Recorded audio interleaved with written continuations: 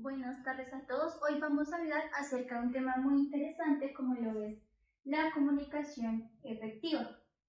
Lo primero que vamos a pensar es en qué consiste la comunicación, qué es la comunicación, y quisiera entonces que ustedes piensen a qué hace referencia la comunicación, qué definición, sin mirar, digamos que otras fuentes bibliográficas, sino cuál es su concepción personal, definición que ustedes le dan a la palabra comunicación.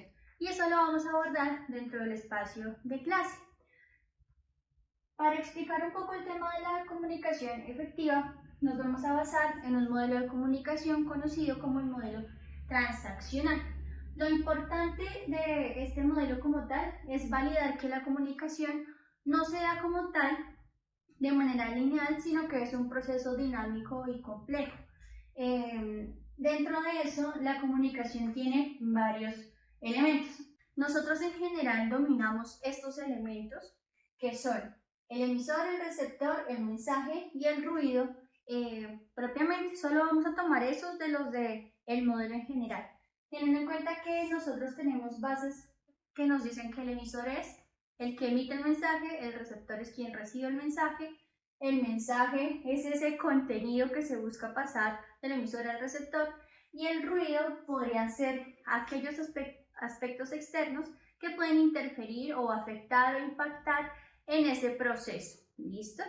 ¿Qué es lo que nos dice el modelo transaccional?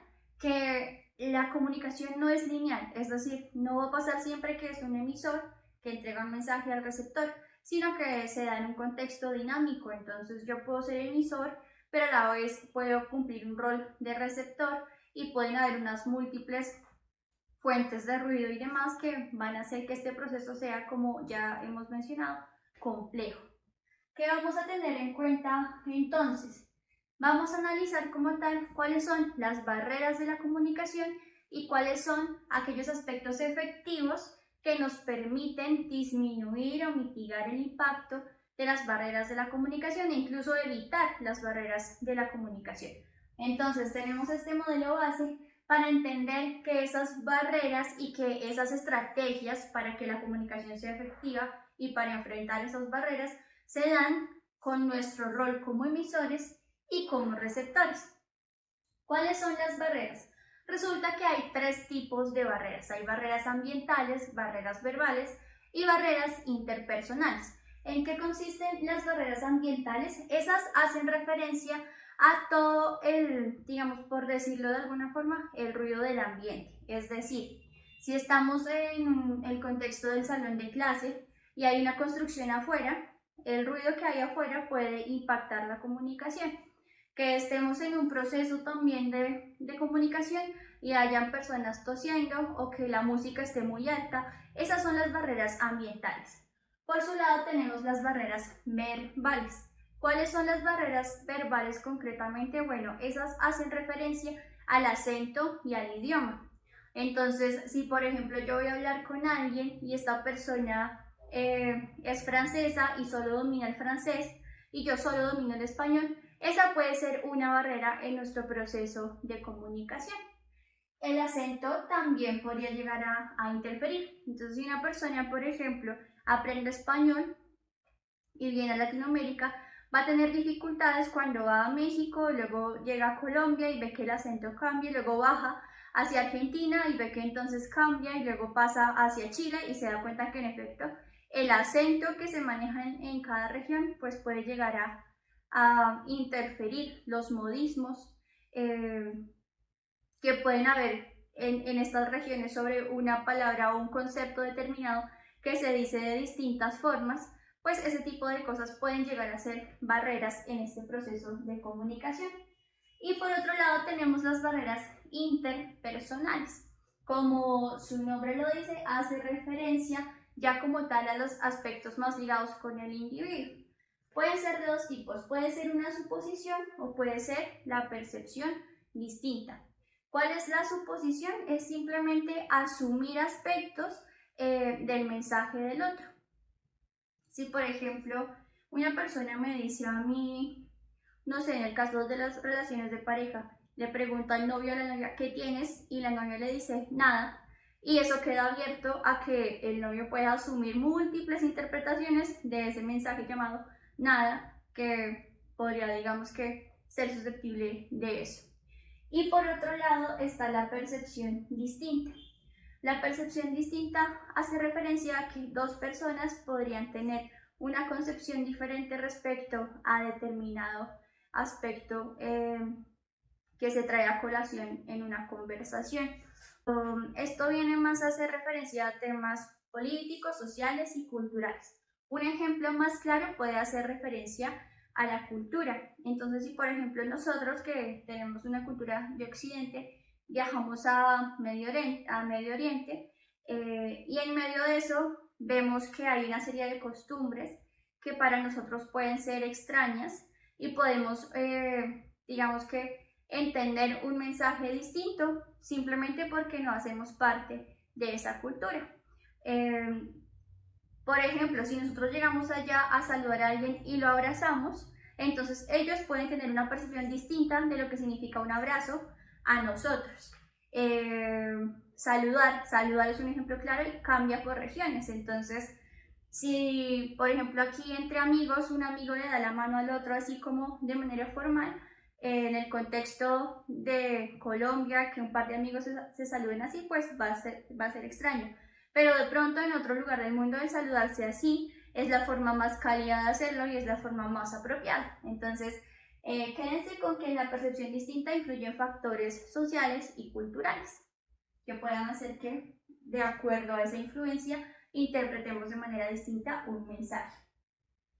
Bueno, hasta ahí entonces hemos entendido que existen barreras que pueden afectar este proceso, que pueden ser ambientales, que se relacionan con el ruido, que pueden ser verbales, tanto del emisor como del receptor, e interpersonales, que también van a venir a afectar a todos los que hacen parte de ese proceso comunicativo.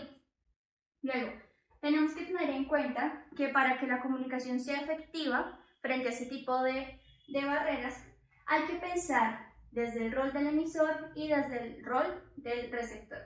Frente al emisor, para que la comunicación sea efectiva, debe darse algo conocido como fidelidad. ¿Qué es la fidelidad? Es el grado en el cual el emisor afecta al receptor según su propósito. Ejemplo de fidelidad. Si yo le digo a una persona, levanta la silla, y la persona levanta la silla, es un ejemplo de fidelidad, porque yo como emisora puedo impactar al receptor conforme lo que yo esperaba. En este caso, yo esperaba que en efecto pudiera levantar la silla. Una forma muy sencilla de entender la fidelidad.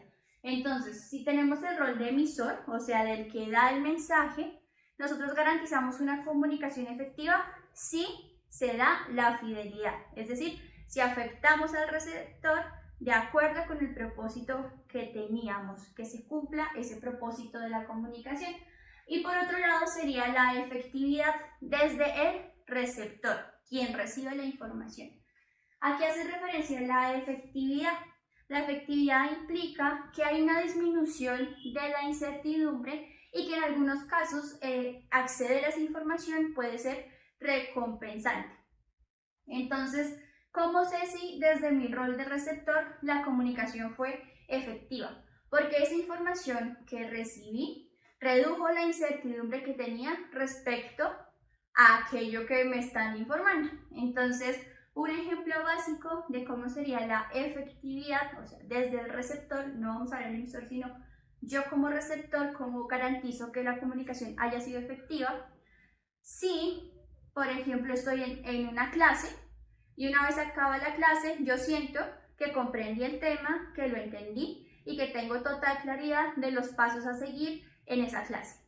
Ese es un ejemplo de efectividad. Redujo mi incertidumbre, satisface una necesidad comunicativa. ¿Listo? Cuando somos emisores debemos garantizar la fidelidad, cuando somos receptores debemos garantizar la efectividad.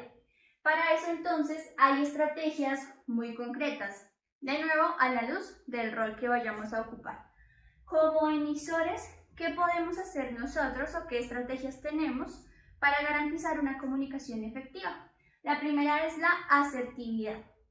La asertividad es un tema tan amplio que lo vamos a abordar en una clase completa. Por ahora lo que me interesa que ustedes comprendan del concepto de asertividad es que sería la convicción con la cual yo ejerzo, digamos que la comunicación. La convicción, la fuerza con la cual lo puedo hacer, convincente, seguro de lo que digo y a la vez respetando los derechos personales del otro y los míos también. Por otro lado está la claridad, que como su nombre lo indica, es que la información que yo brindo tiene que ser lo más clara, transparente, sencilla posible para que así se garantice que el receptor la comprenda de acuerdo a como yo espero que la comprenda. Por otro lado tenemos la escucha activa. Esto es muy importante porque significa que el emisor no es únicamente la persona que debe ser escuchada o a la cual se le debe recibir el mensaje, sino que el emisor está en este proceso dinámico y complejo también manteniendo una escucha activa. Cuando yo hablo o cuando es mi momento de comunicar, no siempre va a ser hablando. Cuando es mi momento de comunicar, yo también debo estar atento a la reacción del otro, a lo que dice el otro, a el comportamiento no verbal del otro, y eso me permite a mí mejorar mi proceso como emisor. Nosotros podemos ser emisores en conversaciones, pero también somos emisores cuando estamos frente a una audiencia exponiendo un tema particular. Entonces, cuando estamos como emisores presentando una clase, una ponencia, es importante atender a cómo se está comportando el público. Esa es la escucha activa. Si yo estoy hablando y veo que todos están así, durmiéndose, hay que atender a eso. Eso se escucha activo. Si yo veo que por lo contrario están interesados, se ven como atraídos por lo que digo, veo que hacen preguntas, que dialogan, que toman apuntes, eso a mí como emisor me está diciendo que tengo su atención, que están en sintonía con lo que estoy diciendo. Entonces la escucha activa es muy importante. Y por último, la empatía, y es que siempre en los procesos de comunicación debemos estar en el lugar del otro. Les pongo el ejemplo como profesor. Si yo como profesor decido hablar 3 horas seguidas sin parar en una clase, puedo tener una actitud empática que me diga, ¿qué haría yo si yo fuera el estudiante que está 3 horas escuchando a un profesor? Hagamos la prueba y ver cómo me siento, o sea, si luego de 3 horas veo que me siento cómodo, feliz, motivado, no me distraje, perfecto. Pero si luego de 3 horas yo indago y digo, hubo varios momentos en los que me distraje, en los que perdí el foco, en los que me sentía cansado, sentí un poco de hambre, sentí sed, sentí que me dispersé. Bueno, ¿qué puedo hacer entonces? Eso es empatía como emisores, es ponernos en el lugar de quienes nos van a escuchar, de quienes van a recibir nuestra comunicación, nuestro mensaje.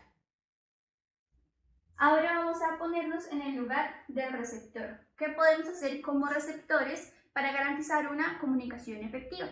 Como receptores, entonces, somos las personas que en teoría o estamos dentro de ese rol en el cual recibimos el mensaje. Hay 4 estrategias muy concretas que vamos a revisar y son como la base de nuestra clase. El parafraseo. ¿En qué consiste el parafraseo?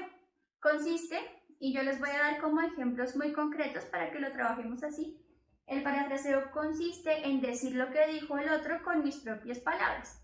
Entonces, si yo como profesora les digo, para el día viernes deben traer sus grupos del proyecto y el tema del proyecto clarificado, entonces ustedes van a decir, profe, disculpa, clarifico.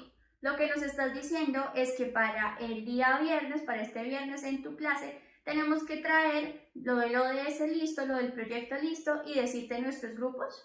Entonces, con mis palabras, yo clarifico si lo que me están diciendo en efecto es coherente. O sea, disminuyo la incertidumbre y garantizo también que en efecto sea la información que yo procesé la que me quieren, digamos, brindar, sobre todo en los contextos académicos o instructivos. Luego viene la clarificación. La clarificación como tal consiste en hacer preguntas acerca del tema. Entonces, la misma. Para el día viernes tienen que traer sus grupos de trabajo del proyecto y definido cuál va a ser el objetivo que van a trabajar. Entonces, clarificación. Profe, los grupos te los traemos por escrito o te los enviamos por correo.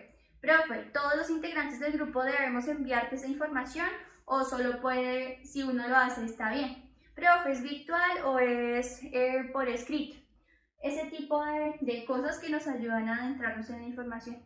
Profe, ¿a qué te refieres con objetivo? ¿Es el objetivo del proyecto o el ODS? Perfecto. Ese tipo de cosas son lo que podríamos ver como un claro ejemplo de clarificación. Luego va la repetición. La repetición es decir textualmente lo que, digamos que, sí, el mensaje. Entonces yo digo, para el viernes deben traer sus grupos y proyectos.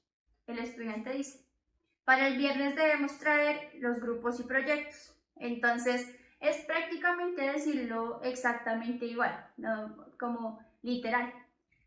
¿Cómo estás? ¿Bien? Bien. ¿O cómo te sientes hoy? ¿Bien? Sí, bien. Es como, casi que es un tema de espejo. Lo que dice el otro, yo simplemente también lo digo. Para mañana tienen que traer una carpeta azul. Carpeta azul, carpeta azul.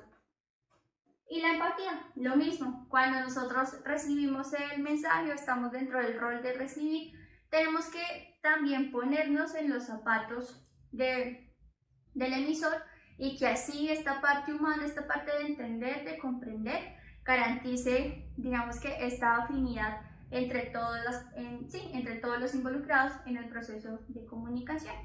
Entonces, con esto quiero decirles que no se enreden, en la vida real no pasan por separado, casi que se pueden relacionar. Yo puedo hacer un parafraseo y dentro del parafraseo meto algo de repetición, o mientras que clarifico también parafraseo dentro de mi clarificación, o sea, son conceptos que en la práctica están entrelazados. Lo que me interesa concretamente es que ustedes puedan comprender que hay distintas formas, que yo como emisor tengo estrategias concretas para garantizar una comunicación efectiva y que yo como receptor también. Entonces, ¿qué es lo que esperaríamos dentro de este curso? Que cuando ustedes tengan un rol de emisor entre sus diálogos como estudiantes, puedan garantizar eso, como tengo que impactarlo de acuerdo con lo que yo aspiro a hacer. Y entonces tengo que procurar que el mensaje sea claro, ser asertivo, tener una escucha activa, tener empatía. ¿Cómo puedo yo validar si en efecto impacté al receptor de acuerdo con mi propósito? Pues también puedo preguntar. Entonces, para garantizar la claridad, puedo decir, ¿está todo claro? ¿Les parece que se entendió la información? Alguno de ustedes, dígame qué acabo de decir, eso se puede usar en clase. Alguno de ustedes, dígame cuál es la tarea. Entonces yo también puedo usar la clarificación como emisor para saber si en efecto pude garantizar la fidelidad del mensaje. Entonces, como les digo, no es una camisa de fuerza, son estrategias que pueden usarse en este proceso dinámico y complejo, siempre y cuando podamos garantizar esa comunicación efectiva. Cuando yo soy emisor, debo procurar la fidelidad. Cuando soy receptor, debo procurar la efectividad, pero eso también se complementa. Entonces, ustedes como estudiantes, ¿cómo pueden ser buenos receptores? En espacios de clase, clarificando la información, haciendo las preguntas, el parafraseo y la repetición, para que ustedes puedan saber si en efecto el mensaje que ustedes comprendieron es consistente con lo que dentro del aula les pudieron haber dado respecto a una instrucción muy concreta de un proyecto, de un trabajo, entre otros. ¿Listo? Eso en términos de barreras de la comunicación y estrategias para una comunicación efectiva. Y nos enfocamos dentro de este proceso en lo que fue principalmente la comunicación verbal. Sin embargo, hay un tema que es mucho más amplio, el cual es la comunicación no verbal que se da a través de la conducta no verbal. Resulta que hay múltiples estudios que afirman que la comunicación representa más del 65% del significado de un mensaje cuando esta es no verbal. Este porcentaje puede variar de acuerdo con el estudio. Lo que tienen en común todos los estudios es que es más del 60% lo que se relaciona con la conducta no verbal en el proceso de comunicación. Es lo más importante. Para eso vamos a entender algunos aspectos concretos de lo que sería una comunicación o la comunicación no verbal. Resulta que una persona puede contarnos una historia y su lenguaje no verbal puede decirnos algo totalmente diferente de lo que nos está diciendo. Y todos nosotros lo vivimos, o sea, el tema de la comunicación no verbal, aunque se puede aprender, se pueden aprender estrategias, todos lo tenemos muy intrínseco porque es muy nuestro. Entonces, cuando, por ejemplo, uno está con su mejor amigo y le dice, hola, ¿cómo estás? Y él le dice a uno, bien. Y uno dice, ¿qué te pasa? Y el amigo le dice a uno, no, nada, estoy bien. Y uno dice, no, tú tienes algo, ¿cierto? Eso es a lo que hace referencia que alguien puede contarnos una historia con su lenguaje verbal, pero con su lenguaje no verbal transmitir completamente lo contrario. Por eso es que cuando alguien nos dice que está bien y en verdad no está bien, nosotros lo podemos identificar, porque el lenguaje no verbal pesa mucho más que el lenguaje verbal. Entonces, eso para que lo tengan presente.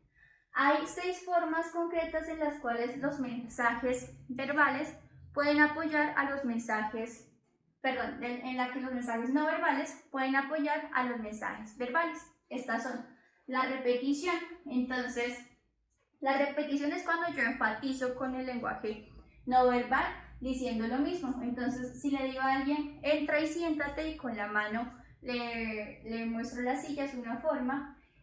Otra forma también es decir que sí y también hacer el movimiento con la cabeza o decir que no. Eso es un acto de repetición. La conducta no verbal está apoyando el mensaje verbal.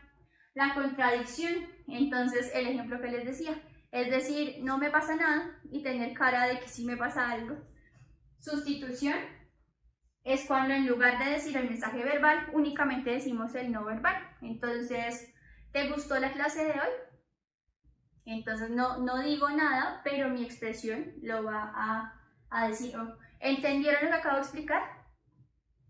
Ese mensaje a mí me va a decir, uy, bueno, ¿qué quieren que les vuelva a explicar? O sea, lo puedo interpretar. La complementación. Si alguien comenta un sentimiento incómodo y empieza a hablar más rápido, añade información al mensaje verbal. Entonces, es cuando lo que estamos haciendo como tal nos da más información. Entonces, si por ejemplo yo en un examen veo como algo raro y le pregunto qué está haciendo y la persona se pone más nerviosa, no sabe qué hacer o rápido con la mano hace algún movimiento, yo digo, aquí está pasando algo, déjame ver qué tienes en la mano. Uy, no sé, estaba haciendo copia, no sé, por ponerles un ejemplo.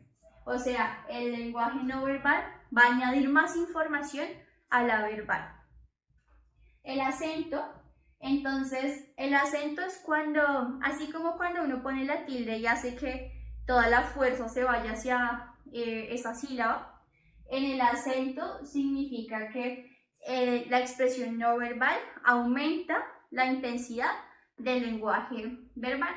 Entonces, si por ejemplo yo digo que no, pero a la vez grito que no y le pego a la mesa, estoy acentuando la comunicación verbal, estoy transmitiendo y enfatizando en eso. Y la regulación es cuando enviamos señales para iniciar, finalizar o mantener la comunicación. Es cuando uno llega y saluda a alguien y entonces uno sabe cómo cortar, o sea, hola, ¿cómo estás? Bien, bien, y tú cuídate, que estés muy bien, chao. Sí, cuando uno va por la calle y sabe cómo alternar, o cuando uno está hablando con alguien y simplemente ustedes nunca se lo han preguntado, pero uno sabe cuándo es su turno de hablar, cuándo es su turno de responder, cuándo es su turno de quedarse callado y escuchar al otro. Es como todo ese lenguaje con el que acompañamos la conversación, por la cual sabemos cómo turnarnos para comunicarnos, por decírselos de una manera muy sencilla. A mí me gusta que lo entiendan de una manera simple y a través de ejemplos, porque así es más fácil entenderlo. Y como les digo, esto, si bien es teoría base, son cosas que nosotros vivimos todos los días y así va a ser más fácil comprenderlo. Luego, tenemos que hay varios tipos de comunicación no verbal. ¿Cuáles son? La expresión facial, que hace referencia sobre todo a los estados afectivos primarios. Este es un ejemplo de expresión facial. La parte más básica son nuestras emociones básicas, que son la alegría, la tristeza, la ira, el asco, la rabia o el enojo y el miedo. ¿Sí? Los personajes de Intensamente, esos. Luego tenemos la comunicación kinésica, que hace referencia a los gestos y a las posturas que tenemos. Entonces, la comunicación kinésica puede ser que frente a una exposición yo esté encorvado y con las manos en los bolsillos y la cabeza bajada. Con el solo hecho de estar así ya estoy generando comunicación kinésica, igual que si estoy hablando y decido tener una postura erguida, pararme derecho y utilizar y aprovechar mis brazos para comunicar, por ejemplo.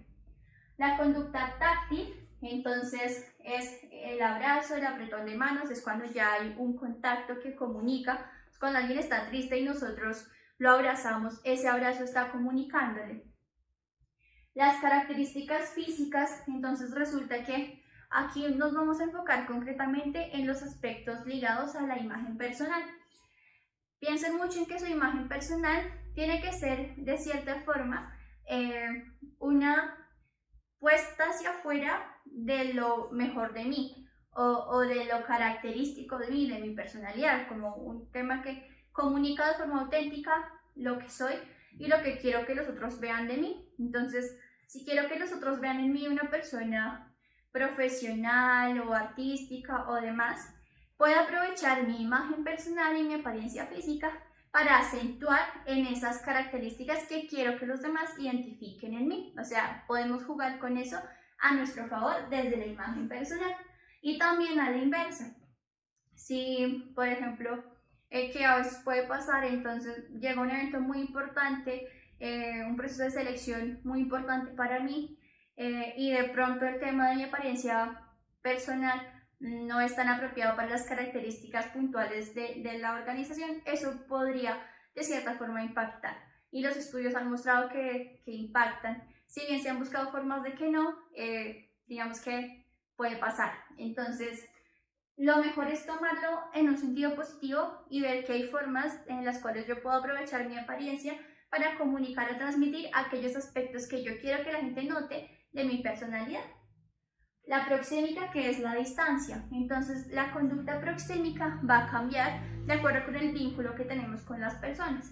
Si yo soy la profesora y me acerco al estudiante a esta distancia, el estudiante se va a sentir muy incómodo y yo me voy a sentir muy incómoda. La proxemia es nuestro espacio personal, que algunas personas dicen que es la misma distancia de nuestros brazos, como la medida de nuestros brazos, como lo apropiado para que una persona que no tiene un vínculo tan cercano esté cerca de nosotros. La proxemia cambia si es nuestra mamá. Entonces, si es nuestra mamá nos puede coger, consentir, abrazar y nosotros nos sentimos cómodos. O la proxemia con la pareja.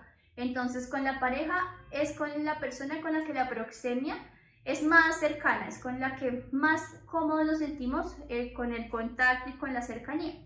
Pero si un desconocido viene e invade nuestro espacio personal, nosotros no nos sentimos a gusto. Entonces, a eso hace referencia la proxemia. El paralenguaje es lo que acompaña al lenguaje, son las cualidades de la voz y la vocalización. Es decir, que si yo estoy hablando en un discurso y enfatizo que esto es lo importante, eso va a ser lo importante. O sea, es cuando yo uso todo este tema de mi voz para hablar más duro, si debo hacer énfasis, hablar más pasito, si de pronto también quiero jugar con eso, pero sobre todo evitar la monotonía. Si nosotros hablamos 2 horas así, de manera plana todo el tiempo, con el mismo tono, es devastador para el proceso de comunicación. Entonces, es entender que hay cualidades de la voz, el tono, el volumen, que me pueden ayudar a garantizar que el lenguaje, o más bien el proceso de comunicación, sea efectivo. Y por último tenemos el medio ambiente, que hace referencia a la manipulación de objetos y al entorno físico. Aquí hace referencia a la manipulación de objetos. Les voy a mostrar de manera muy concreta. Si yo estoy en la clase y mientras les estoy exponiendo, yo estoy haciendo esto, estoy comunicando, ¿sí? Puedo comunicar que estoy muy nerviosa. Entonces, lo que uno les recomienda es que tengan un buen manejo, si tienen objetos, incluso no tengan objetos, porque puede generar eso, que si yo soy una persona ansiosa y le dicen a uno, no, coge un marcador y simula, pues cuando uno expone está con ese marcador de ley de las vueltas y el público lo nota.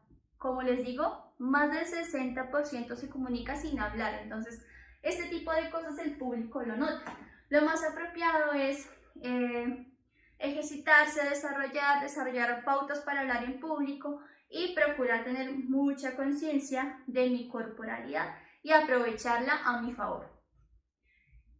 El entorno físico también cambia porque entonces, acuérdense, todo comunica. Si ustedes me ven llegar al salón, no, más bien, si ustedes me ven y yo estoy en una tarima con una guitarra y una balaca con micrófono, ustedes automáticamente interpretan que yo debo hacer música o voy a tocar. Puede que no, pero todos asumimos que sí. ¿Por qué? Porque el entorno físico está comunicando y está dando toda una información y ustedes se van a hacer una imagen de esa información que están viendo. Casi que automático, es cognición social. Así que son aspectos que surgen automáticamente producto de sus experiencias previas, de la cultura. Se desarrollan una serie de esquemas cognitivos que se activan casi que sí, de manera automatizada.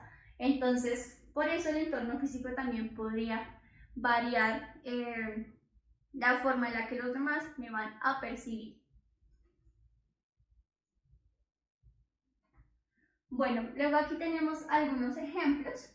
Yo igual les voy a enviar la presentación, vamos a mencionar algunos. Por ejemplo, si durante una entrevista yo muevo de manera intensa un pie, puedo denotar nerviosismo, ese es un ejemplo.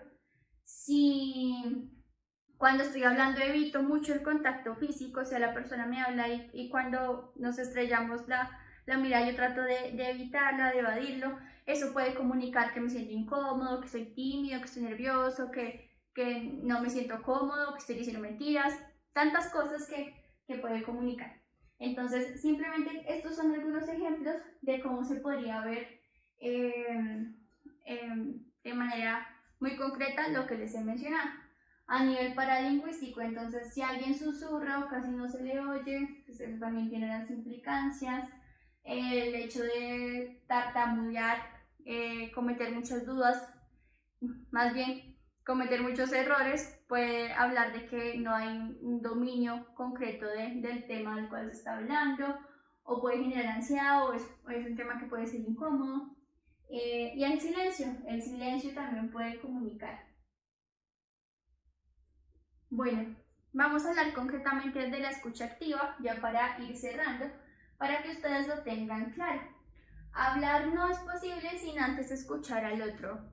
Básicamente, el principio básico es que primero debemos intentar comprender para luego ser comprendidos. Eso es lo más importante. Para tener una buena comunicación, no tengo que pensar en ser escuchado, sino en escuchar, ¿sí? Y cuando partimos de esa premisa y somos buenos escuchando, vamos a ser buenos dialogando. Cuando no nos preocupamos mucho por escuchar, sino más por hablar, ahí es donde pueden empezar a ver los problemas. Cuando hay dos personas dispuestas a escucharse mutuamente, que también se relaciona con la empatía, entonces va a fluir la comunicación efectiva. ¿Cómo podemos mejorar el hábito de escuchar? Pueden hacer este ejercicio ustedes en sus casas con sus compañeros. Uno, sean conscientes de si hacen esto o si lo hacen a la inversa y cómo lo pueden ir implementando. Dejar hablar a la otra persona evitando interrumpir. Entonces, yo no dejo que el otro acabe y ya quiero hablar, o sigo de largo y no quiero que el otro hable porque, mejor dicho, estoy a mitad de idea y no permito al otro hablar. Piensa un poco más en dejar hablar al otro sin interrumpirlo. 2. Hacer que el que habla se sienta cómodo escuchando con interés. Entonces, si alguien nos habla, pero nosotros estamos como mirando para otro lado, en el teléfono, desinteresados, eso también va a afectar. Evitar distracciones, lo mismo, si estoy conversando con alguien, estar plenamente para esa persona, bien sea si estoy en clase, estoy plenamente en mi clase, estoy atendiendo el mensaje, si estoy en una conversación con alguien, estoy plenamente conversando, pero no en modo multitask porque eso también puede afectar como tal ese proceso. Hacer preguntas para clarificar la información, como ya lo mencionábamos al inicio, es muy importante clarificar, siempre decir, déjame ver si entendí bien, lo que me acabas de decir es esto, o ven, voy a resumir súper breve lo que me acabas de decir para ver si te entendí, ¿te parece? Y decirlo, esa es una forma súper sencilla y suficiente para que la comunicación realmente pueda ser efectiva. Y por último, evitar juzgar y reconocer al otro con el debido respeto. Eso es muy importante, hablar y escuchar como quisiéramos que los demás nos escucharan y que nos hablaran. Es eso. Y finalmente tenemos la empatía, que ya la habíamos hablado, pero es muy importante porque está en ambos lados también, es bidireccional. La empatía es esa capacidad que tenemos nosotros para poder ver y entender las cosas desde el punto de vista del otro. Y esta es una habilidad clave para el éxito. ¿Cómo pueden desarrollar ustedes la empatía? Muy sencillo.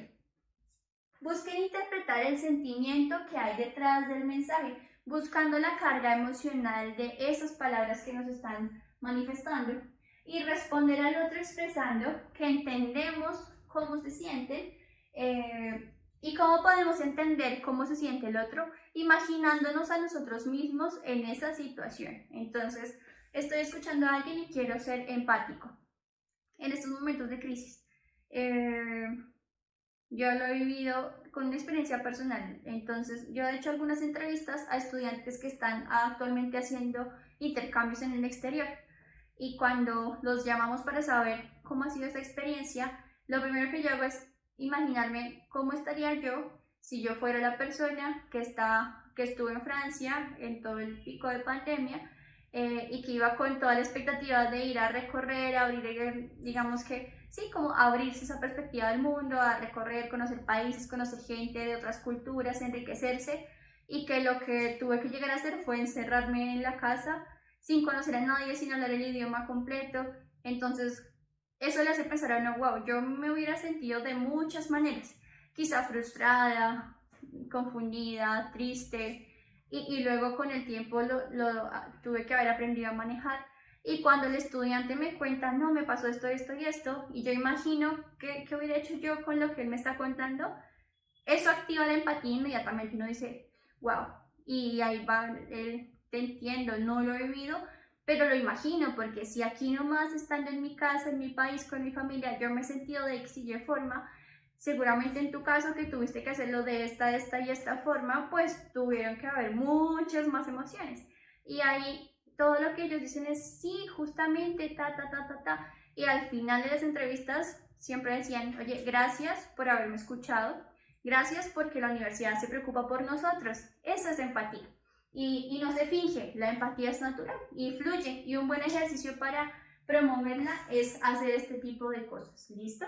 Entonces, hasta aquí hemos visto elementos para garantizar la comunicación efectiva. Juntos vamos a construir la definición de comunicación. ¿Qué es la comunicación? Es algo que vamos a responder basados en esto que hemos dialogado, que vamos a dialogar ahorita en el espacio de clase. Vimos que hay rol como emisor y rol como receptor para garantizar una comunicación efectiva muy concreta, que desde el emisor el proceso es la fidelidad y desde el receptor es la efectividad, que hay estrategias muy concretas desde ese rol, pero que a la vez son bidireccionales, que la escucha activa y la empatía son relevantes para el proceso de comunicación y que hay barreras que pueden afectar y que por ende estas herramientas nos van a servir. Esas barreras pueden ser ambientales, verbales o interpersonales. Teniendo en cuenta todo esto, aprendimos toda esta parte de la comunicación verbal, pero además aprendimos que lo que más cuenta a la hora de comunicar es la comunicación no verbal, que tiene una serie de manifestaciones a nivel del individuo, de su entorno, de su imagen, de cómo maneja su corporalidad y de cómo maneja su paralenguaje también. ¿Listo? Esa como tal es la síntesis de todo lo que acabamos de trabajar. La idea entonces es que ahora en el espacio de clase vamos a trabajarlo juntos, vamos a resolver algunas dudas que puedan tener de esta explicación y nos vamos a ir a analizar como tal casos concretos donde vamos a ver todos estos elementos.